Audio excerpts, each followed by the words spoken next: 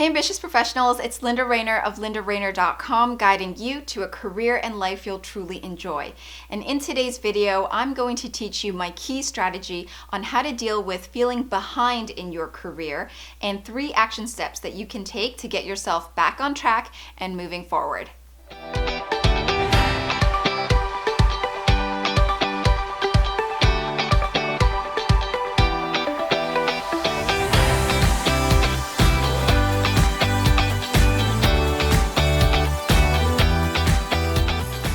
Now, as a career strategist, I've had the honor of being able to help numerous professionals land their dream job offers. And if this is something that you're interested in working with me one-on-one, then I can give you details about that at the end of this video. When it comes to feeling behind in your career, if this is something that you're facing, it's not something that you would necessarily say out loud or tell many people that you're feeling. And if this is what you're feeling, it's really easy to get down on yourself when you look at other people who seem to be more successful than you or seem to be happier and have more fulfilling careers. And you are here still wondering whether you're on the right path or not. You probably wake up each morning every day with this deep-seated underlying feeling of unsettledness in your system. You get annoyed easily, you get frustrated easily, and overall, you're just not feeling the greatest about your life and your career. You're lacking confidence. So here are 3 steps to get you feeling back on purpose with your career. Step 1 is to cleanse your stagnated energy. What I mean by this is thoughts equal energy. Thoughts are energy. And when we are consumed by our thoughts that we're not good enough, we're behind in life, we're not achieving what we should be, this creates stagnated energy in our minds. And we end up being so mind focused that we forget our bodies. And so we become really imbalanced. And that causes that feeling of unsettledness and annoyance and frustration every day. So the first step is to clear that stagnated energy by moving our bodies. And you can do this in a variety of ways. You could do it in any exercise form that feels good for you. For example, yoga, it doesn't have to be the hardcore power yoga. You could do yin yoga if it's more relaxing for you and you enjoy the long stretches. You can do tai chi if you like a really gentle type of movement. You can do running if that's what you enjoy best. Hardcore aerobic workouts, whatever it is. You just have to select a type of exercise that you're going to do and you're going to commit to doing during those times when you really feel that stagnated energy in your body. And what happens is energetically, as you move your body, it releases some of that stagnated energy, it clears your system, and so therefore you have a clearer mind. And with a clearer mind, you can start to tap into who you are, and then from there, you'll be able to get more understanding of what it is that you need to do to really get yourself moving forward in your life. With a clearer mind, you're going to be able to see things as they are without the filters of negative self-talk and self-doubt and those thoughts about being behind in your life. You're going to see things as they are and you're going to feel who you are in the process. Step number 2 is then to grab a journal and take a seat in front of a window and then ask yourself, what am I feeling now? So the way you'll do this is on one page, you're gonna write, what are the thoughts that I'm feeling right now?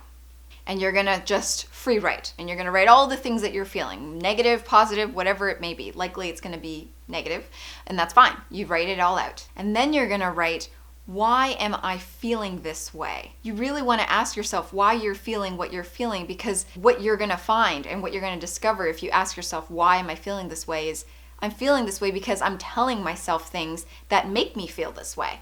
The thoughts that I'm allowing myself to believe, is what's causing me to feel this way. That's going to be the answer. But the big aha moment comes when you can realize, once you can write down the thoughts that are actually actively circulating in your head, and you can see them on paper, it creates this process where you are separating yourself from your thoughts.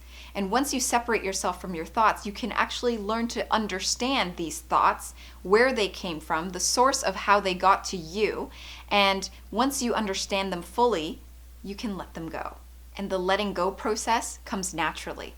As soon as you understand, wow, this is a thought that I've been telling myself because this is something that I picked up in early childhood or 10 years ago when I first started my career, whatever it is, you recognize that this was something that I led myself to believe, but it's actually not the truth. And so once you understand it, understand that these thoughts are not who you are, letting them go becomes very natural because it happens as a natural process. It's not something you have to force. And step number 3 is to stop comparing yourself to others. This one is a hard one for a lot of people because for a lot of us, comparing ourselves to other people happens naturally. Growing up, we were taught to compete, to be the best, to compete against other children. And that gets ingrained into us as we grow into adults. But remember this, you are unique. There is no other person on this planet who is you, who looks like you, who acts like you, who talks like you, who's had the exact same life experiences as you, who thinks like you, who feels like you. No, you are the only version of yourself on this planet of 7 billion people. That in itself has value. You need to recognize that you are unique because there is only one of you.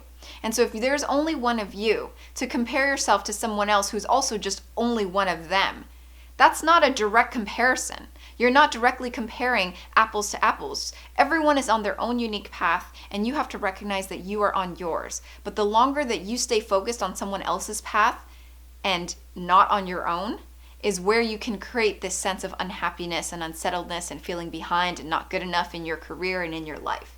And the more that you can focus on who you are, the value that you bring, the fact that you are unique, there's no other person on this planet just like you. You have this one opportunity to be able to do whatever it is that you want in this lifetime, to achieve whatever it is you want, to truly live your dream.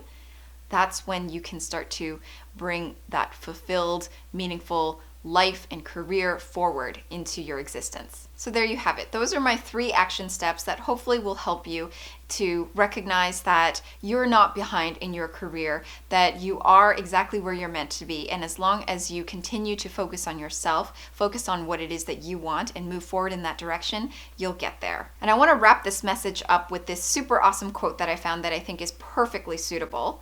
And it says, "Every minute you spend wishing you had someone else's life is a minute spent wasting yours." Now, if you're on the path of trying to search for that fulfilling career, you've been looking around for months and nothing's been happening, you haven't been able to get past those first, second round interviews, and you're ready to take your job search strategy to the next level, then feel free to reach out to me. Head on over to my website, lindarainer.com/standoutgethired, where you'll find out my program details, one-on-one coaching program details. If it looks like something that you'd want to participate in, then feel free to fill out the application form, and if I feel that we're a match to work together, then I will reach out to you directly. If you like this video, then please give it a thumbs up, subscribe, share it with your friends. Thanks so much for watching, and I will see you in the next video.